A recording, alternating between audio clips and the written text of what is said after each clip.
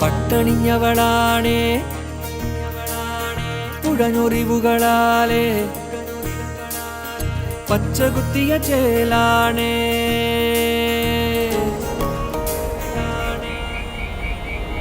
പട്ടണിഞ്ഞവളാണേ പുഴഞ്ഞൊറിവുകളാലേ പച്ചകുത്തിയ ചേലാണേ പട്ടണത്തിരക്കോളം കതിരണി നിരപ്പാടം എത്തി നോക്കണ നാടാണ് കച്ച കൊയ്യണമേളം കേൾക്കാനായി ഉത്സവങ്ങളിലോളം ചേർക്കാനായി ഉത്തിറങ്ങുക മാളോരേ 10 നടുകളോളം കൂടാനായി ഇത്ര നടുകളെണ്ണി തീർത്തോരേ മറ്റിടങ്ങളിൽ വാണോരേ.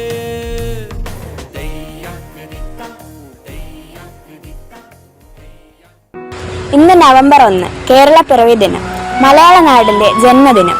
ഈ അവസരത്തിൽ നമുക്ക് മലയാള നാടിന്റെ ചരിത്രത്തിലോട്ട് ഒന്നെത്തി നോക്കാം. 1956 നവംബർ 1 കേരള സംസ്ഥാനം രൂപം കൊള്ളുന്നത്. അതായത് ഈ വർഷം കേരളത്തിന് 69 വയസ്സാകുന്നു എന്ന് ചുരുക്കം. 1956 മുൻപ് തന്നെ ഐക്യ കേരളം എന്ന ആശയം ഉണ്ടായിരുന്നു. തിരുവിതാംകൂർ, കൊച്ചി, ബ്രിട്ടീഷ് മലബാർ, കാസർഗോഡ് എന്നീ പ്രദേശങ്ങളെ കൂട്ടിച്ചേർത്താണ് കേരളം രൂപീകരിച്ചത്. തിരുവിതാംകൂർ, കൊച്ചി, ബ്രിട്ടീഷ് മലബാർ എന്നീ പ്രദേശങ്ങളെ ഉൾപ്പെടുത്തി 1921 കേരള പ്രദേശ കമ്മിറ്റി രൂപീകരിച്ചത് കേരള രൂപീകരണത്തിലെ ഏറ്റവും ഒഴിച്ചുകൂടാനാവാത്ത ഒരു നാഴികക്കല്ലായിരുന്നു.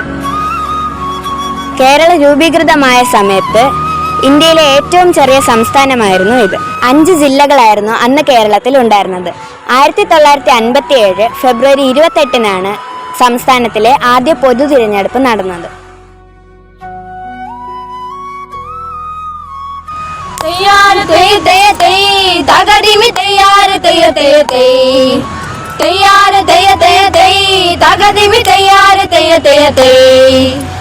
കേളീരവമുയരും നാട് മമനാടിൻ മലനാട് ഹുയ്യാരെ ഹുയ്യാ ഹുയ്യാരെ ഹുയ്യാ കളിവിളക്ക് തെളിയും നാട് കഥകളിയുടെ തറവാട് ഹുയ്യാരെ ഹുയ്യാ ഹുയ്യാരെ ഹുയ്യാ തുഞ്ചന്റെ കിളിമകൾ പാടി കണമണിയുടെ കളമൊഴിയും ഹുയ്യാരെ ഹുയ്യാ ഹുയ്യാരെ ഹുയ്യാ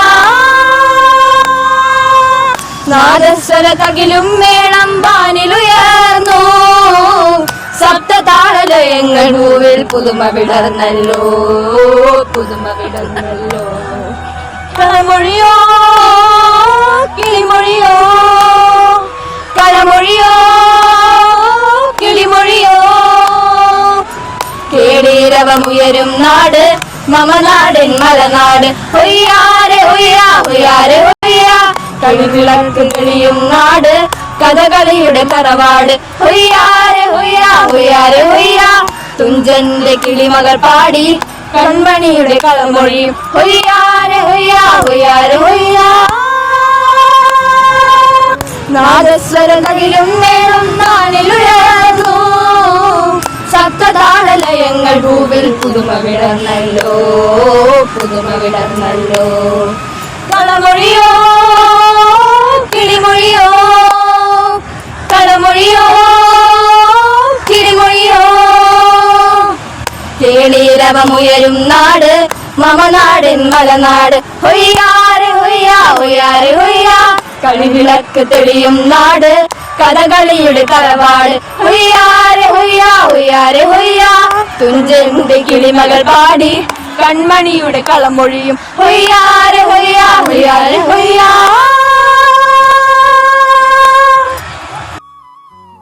കേരളം ദൈവത്തിൻ്റെ സ്വന്തം നാട്. പച്ചപ്പും മലകളും നദികളും കടലുകളും കായലുകളും ചേർന്ന് ഈ നാട് പ്രകൃതിയുടെ ഒരു അത്ഭുതമാണ്. നമ്മുടെ കേരളം വെറും മനോഹരമായ സ്ഥലമല്ല, അത് സ്നേഹത്തിൻ്റെയും ഐക്യത്തിൻ്റെയും സമാധാനത്തിൻ്റെയും നാടാണ്. കേരളത്തിൻ്റെ സൗന്ദര്യം പ്രകൃതിയിലും മാത്രമല്ല, ഇവിടുത്തെ ജനങ്ങളുടെ ഹൃദയത്തിലുമുണ്ട്.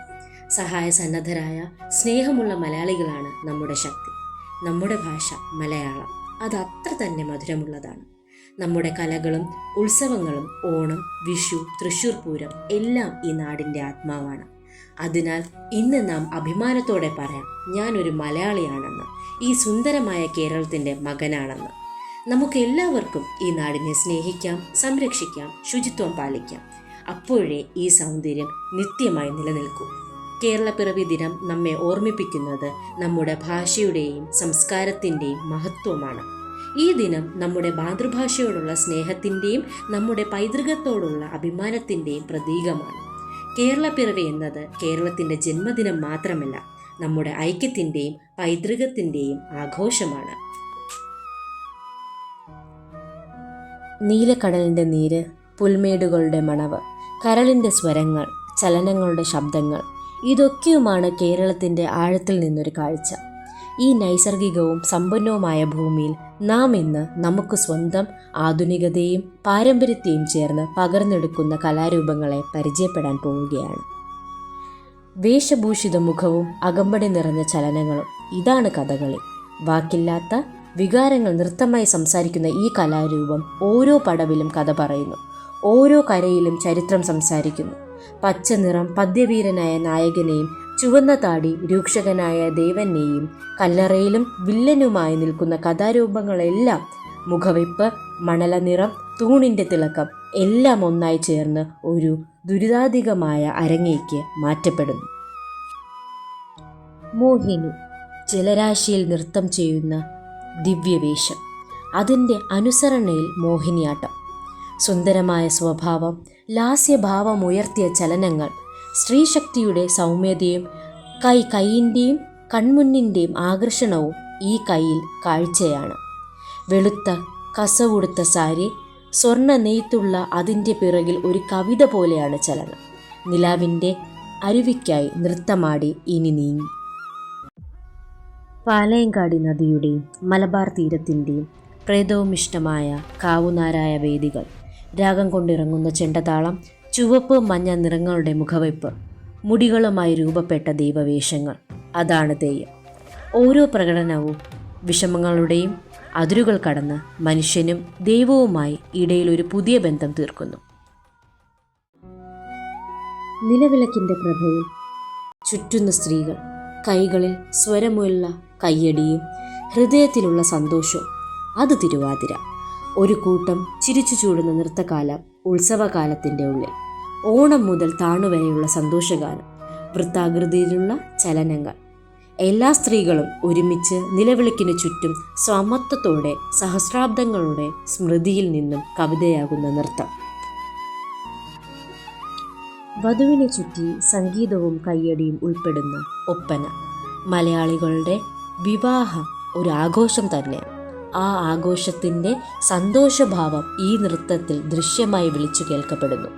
സുഹൃത്തുക്കളായ സ്ത്രീകളും പുരുഷന്മാരും കയ്യടിയോടെയും താളത്തിനോടൊത്തും ചേർന്ന് മധുരസ്മൃതികളും താല്പര്യത്തോടെ നൃത്തരീതിയിലാകുന്ന ഒരു കലാരൂപമാണ് ഒപ്പന. ഇവിടെ കാണിച്ച കലാരൂപങ്ങൾക്ക് പുറമെ കേരളത്തിൻ്റെ കലാരൂപങ്ങൾ അതിൻ്റെ സമ്പന്നതയിലും വൈവിധ്യത്തിലും അത്യന്തം ശ്രേഷ്ഠമാണ്. പടയണി, കുമ്മാട്ടിക്കളി, ചവിട്ടുനാടകം, കളരിപ്പയറ്റ് തുടങ്ങിയ അനേകം മറ്റു അടിമുടി കലാരൂപങ്ങളും ഇവിടെ നിലകൊള്ളുന്നു. കേരളത്തിൻ്റെ കലാസമ്പത്ത് 1000 മുഖങ്ങളടങ്ങിയ ചിത്രപടമാണ്. ഓരോ നൃത്തത്തിലും, ഓരോ സംഗീതത്തിലും, ഓരോ വേഷത്തിലും, ഓരോ തെയ്യത്തിലും, ഓരോ ഹൃദയഭാവത്തിലും ഒരു സ്വതന്ത്ര ഭാഷ നിലനിൽക്കും. അതിനാൽ ഇവയല്ലാതെ അനവധി കലാരൂപങ്ങളുണ്ട്. അവയെയും നമ്മൾ പരിചയപ്പെടേണ്ടതാണ്, അവയെ സംരക്ഷിക്കേണ്ടതാണ്. അവയുടെ ശബ്ദം നമ്മളിലൂടെ നിലനിൽക്കേണ്ടതാണ്. ഒരു ഭാഷയുടെ തരത്തിൽ വ്യാപിച്ചു പിടിച്ച കടൽ ഭാഗങ്ങളുടെയും കുന്നുകളുടെയും ഗോപുര നിർമ്മിതികളുടെയും ഇടയിലൂടെ മലയാളം സംസാരിക്കുന്ന വർഗങ്ങൾ ഇന്നേക്ക് ഒരുമിച്ചിട്ട് 69 വർഷമാകുന്നു. അതെ, 1956 നവംബർ 1 കേരളം രൂപം കൊണ്ടു. ഇവിടെ സർവ്വസ്വഭാവങ്ങളും സർവ്വഭാഷകളും മതങ്ങളും ജനവിഭാഗങ്ങളും രാജ്യാന്തര ആശയങ്ങളും ഇടയില്ലാതെ വാതിൽ പുരട്ടി പടർന്നിരിക്കുന്നു. ഏകതയിലും വൈവിധ്യത്തിലുമൊരു സിംഫണി, അതാണ് ഈ നാടിൻ്റെ സ്വഭാവം. നമ്മൾ ഇന്ന് ഈ സംയോജന നിലയിലേക്ക് എത്തിയിരിക്കുന്നു. പക്ഷേ അതിലെന്നിലൂടെ കടന്നു വന്നത് സാമരസ്യവും അഹിംസയും സഹജീവിതവും ആയ ഒരു യാത്രയാണ്. ഈ യാത്ര നിത്യമായി തുടരേണ്ടതാണ്. നാം മാത്രം കാണാതെ നാം പങ്കാളിയായിരിക്കണം. കേരളപ്പിറവി ആശംസകൾ. നമ്മുടെ ഐക്യം നിത്യവും പുതുക്കപ്പെടട്ടെ.